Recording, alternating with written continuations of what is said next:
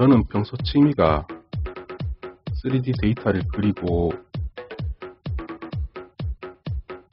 그걸 3D 프린트로 출력해서 만들어보고 제가 만든 3D 데이터를 인터넷에서 공유도 하는 걸 좋아합니다. 그러면서 많은 분들에게 가장 많이 받았던 질문이 있는데 네, 바로 이 질문입니다. 안녕하세요, 용곤입니다.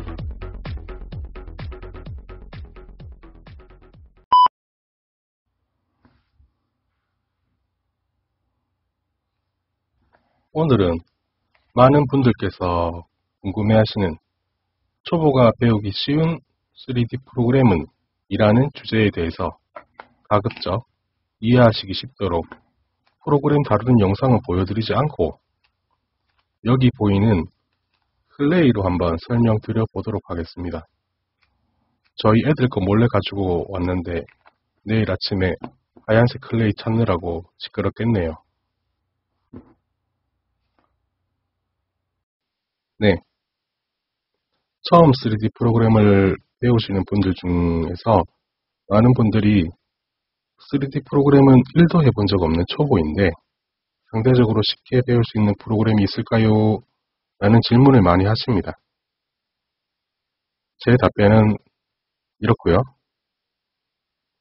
사람마다의 공간 지각 능력에 따라 조금씩 습득하는 정도의 차이가 있으나 대부분의 3D 프로그램은 어렵지도 쉽지도 않습니다. 단지 투자한 시간에 비례해서 능력의 차이가 월등히 발생하다 보니까 많이 다루시는 분들이 확실히 실력이 많이 늘어나는 건 맞습니다.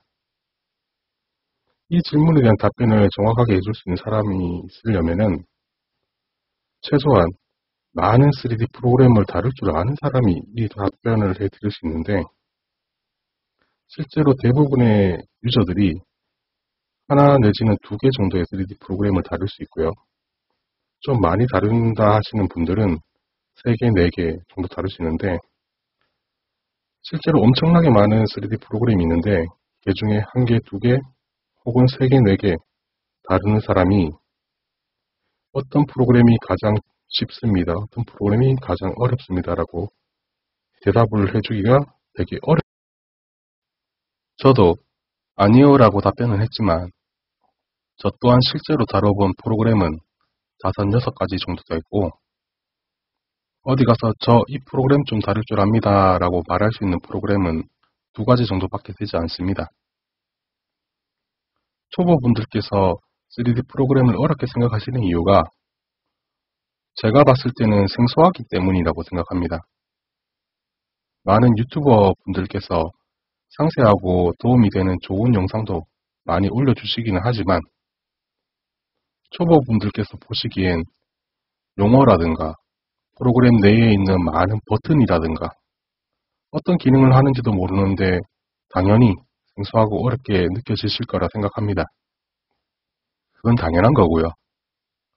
밥을 어떻게 만드는지 모르는 사람에게 쌀만 던져주고 밥 해와 라고 하면 누가 그 쌀을 씻고 얼마나 물을 넣어서 얼마 동안 끓여야 하는지 모르는 것과 같아 보시면 됩니다. 그러면 그 다음 질문으로 연구님은 어떤 프로그램으로 작업하셨어요? 그 프로그램 쉽나요? 라는 질문을 많이 던지시는데 매번 답변을 해드리기는 하지만 저는 절대 제가 사용하는 프로그램을 추천해드리지는 않습니다. 제가 사용하는 프로그램은 저도 어쩌다 보니 교육과정 중에 배우게 된 거고 어쩌다 보니 그걸로 직업을 가지고 있는 사람인지라 앞서 말씀드린 것처럼 더 쉽고 더 좋은 프로그램이 있을지도 모르기 때문에 추천해드리지는 않고요. 그래서 3D 프린트 카페 회원분들 상대로 어떤 툴을 사용하는지 질문을 한번 던져봤습니다. 70분께서 대답해 주셨고 답변은 이렇게 나왔습니다. 3D 프린트 카페라는 특수한 집단을 상대로 투표한 거라 실제와 다소 차이는 있을 수 있는 점 감안해 주시고요. 저는 결과를 보고 조금 놀랐습니다. 특수한 집단이었기 때문에 저는 세 번째, 위로 설계 툴을 사용하시는 분들이 가장 많이 있을 거라고 생각했는데 실제로 3D 툴을 다루지 못하시는 분들이 31.4%로 가장 많았고요. 그 다음으로 위로 설계 툴을 다루시는 분들이 27.1%로 많았습니다. 제가 왜 유료 설계 툴 유저가 가장 많을 거라 생각했냐면 대부분 유료 설계 툴이 관심 좀 있다 하시는 분들께서는 다들 한 번쯤 들어봤을 법한 대기업에서 만들어졌고요. 그런 대기업들의 판매 전략 중 하나가 교육기관에 무료 교육용으로 엄청나게 배포를 해놓습니다. 저희 나라와 같이 제조업이 세계 탑 클래스인 나라는 많은 사람들이 저처럼 교육 과정 중에 무료 배포된 교육용 툴을 가지고 공부를 하게 되고 그 툴을 배운 사람들이 나중에 취업을 하거나 회사를 차리게 되면 당연히 자신이 사용해봤고 사용할 수 있는 그런 프로그램을 구매하게 되는 그런 순환이 반복되기 때문에 저는 유료 설계 툴 유저가 가장 많을 거라고 생각했습니다. 하지만 이 영상을 보시는 분들은 아마도 유료 설계 툴을 배우고 싶지는 않을 거라 생각하고요.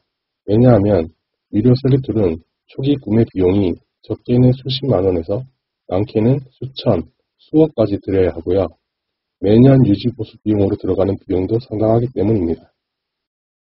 지금 보시는 이 영상은 특정 3D 툴을 홍보하는 게 아니라 초보분들이 어떤 툴을 배우는 게 본인에게 맞는지 가이드해 드리고자 만드는 영상이기 때문에 저런 비용을 들여 구매하는 것보다는 세 번째로 많은 분들이 사용하고 계시다고 답변해 주신 무료 디자인 툴을 권장해 드립니다. 무료 디자인 툴에는 블렌더, 팅커캐드, 스컬프리스트 같은 프로그램이 있고요.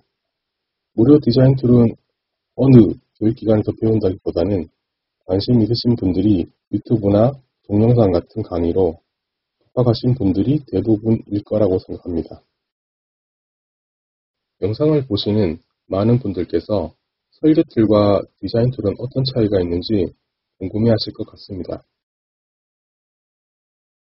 설계 툴은 정확한 치수를 기반으로 3D 모델을 만들어내는 거라 치수적으로 정의 내리기 어려운 곡선 위주의 모델보다는 직선, 원과 같은 형상을 중심으로 3D 모델이 진행됩니다. 여러 부품들을 조립하는 제품에 많이 사용되고 이유는 부품들 간 조립을 하기 위해서는 연결부 치수가 상호 정확한 치수로 설계되어야 하기 때문입니다. 대표적으로 자동차와 같은 제품을 생각하시면 될 것 같으네요. 반면에 디자인 툴은 객관적 치수보다는 유저의 감각과 같은 주관적 요소가 많이 들어가는 3D 모델을 주로 사용한다 보시면 됩니다. 대표적으로 동물, 식물, 사람과 같은 피규어 디자인에 많이 사용되고 있습니다. 설계 툴과 디자인 툴의 원리를 설명드리면 3D 모델을 만들어내기 위해서는 점, 선, 면과 같은 2D 요소를 우선 만들어내고 그 2D 요소에 높이를 주어 3D로 만들어낸다는 개념을 기본으로 생각하시면 됩니다. 점을 찍고 선을 긋고 면을 만들어 높이를 준다.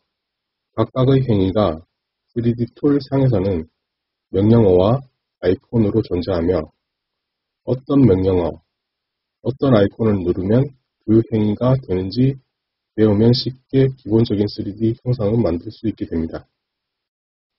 설계 툴과 디자인 툴은 어찌 보면 비슷하지만 사용 분야를 보면 확실한 차이가 있습니다. 설계 툴은 레고와 같은 블록 놀이를 생각하시면 되고 디자인 툴은 클레이와 같은 점토 놀이를 생각하시면 쉬울 것 같으네요. 영상에서 보시는 것처럼 설계 툴은 어떤 형상을 만들어내고 그 형상에 다른 형상을 더하거나 빼거나 혹은 교차하거나 하는 방법으로 모델을 만들어내는 방식이고 디자인 툴은 어떤 기본적인 형상에서 밀거나 당기거나 하는 방법으로 3D 모델을 만들어냅니다. 3D 툴을 실행하면 너무 많은 아이콘들이 있는데 뭐를 어떻게 사용해야 하는지에 대해 모르시는 분들이 많으실 겁니다. 제가 다룰 줄 아는 프로그램을 기준으로 보면 그 많은 명령, 아이콘 중에 대략 10개 정도만 익히면 프로그램을 사용하는 데 전혀 지장이 없습니다.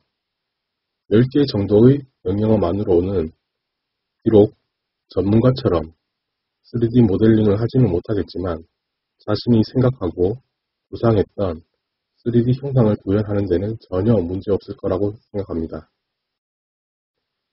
3D 툴은 내가 생각하는 형상을 눈으로 볼 수 있게 만들어주는 도구일 뿐이기 때문에 오늘 제가 언급드린 내용을 이해하셨다면 배우고자 하는 3D 툴을 하나 정하셔서 주구장창 연습하시면 빠르면 한 달 안에 눈에 띄는 성과를 얻게 되실 거라 생각합니다. 그럼 오늘 영상은 여기까지고 다음에 좀 더 좋은 콘텐츠로 찾아오겠습니다. 안녕.